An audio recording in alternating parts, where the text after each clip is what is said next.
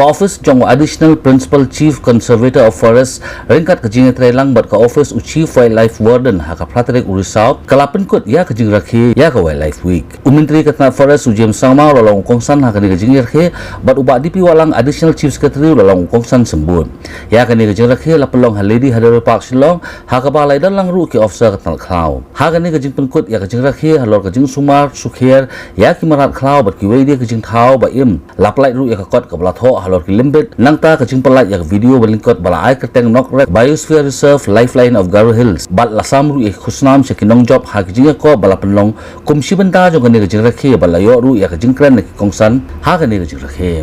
We just need to go outside, take a walk and take a stroll along the Lady Hydrae Park and see how the animals which are in captivity here are in such a small space. It's really cruel to see them pace around in that small cage, and that is why the establishment of a full-fledged zoo, which was languishing for the last several years, we have put that on fast track now.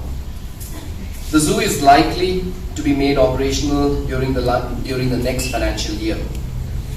The state has also received sanction to execute a project for recovery of its state animal, the beautiful clouded leopard. We can see one in the enclosement and animal enclosure in this park.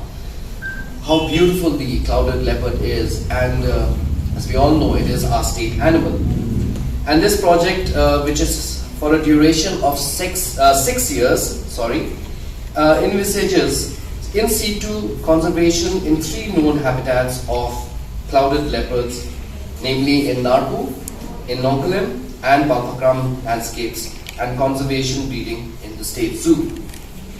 As we all know, unlike other states in India, majority of forests in Meghalaya are owned by communities and private individuals. The state therefore has a limited scope for expansion of protected area network by notification of national parks and wildlife sanctuaries. The people of Meghalaya thankfully, however, voluntarily came forward to allow the state governments to notify several areas which are rich habitat of wildlife as community reserves.